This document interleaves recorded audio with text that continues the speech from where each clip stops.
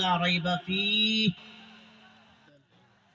আমার কিতাবে একটাও বিন্দু বরাবর ভুল নেই। আপনার যালিকাল কিতাবুল লা রাইবা ফীহ পড়েছেন? হ্যাঁ পড়েছি। আল্লাহ এখানে চ্যালেঞ্জ করছেন গোটা বিশ্বের মানুষকে, এই অজ্ঞান মানুষেরা, এই বৈজ্ঞানিকেরা, এই বৈজ্ঞানিক সায়েন্টিস্ট গবেষকেরা, আমার কোরআনকে নিয়ে নাও, দেখো একটাও ভুল এতে নাই।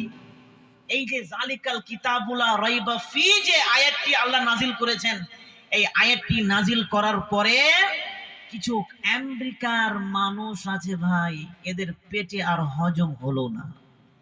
এটা আবার কেমন ভাষা যে ভুল নাই? এমন কোন বই আছে যে ভুল নাই? ভুল আছে। এরা এবার এই কোরআনকে নিয়ে তদন্ত করতে লাগলো।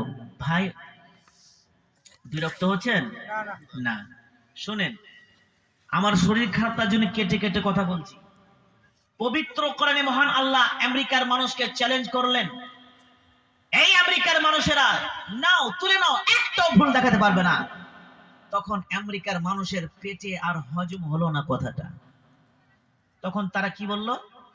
একটা কম্পিউটার তৈরি করেছে, আপনারা সার্চ করেন ইউটিউবে, কম্পিউটার নাম হচ্ছে super the grey computer. Super the grey computer. এই কম্পিউটার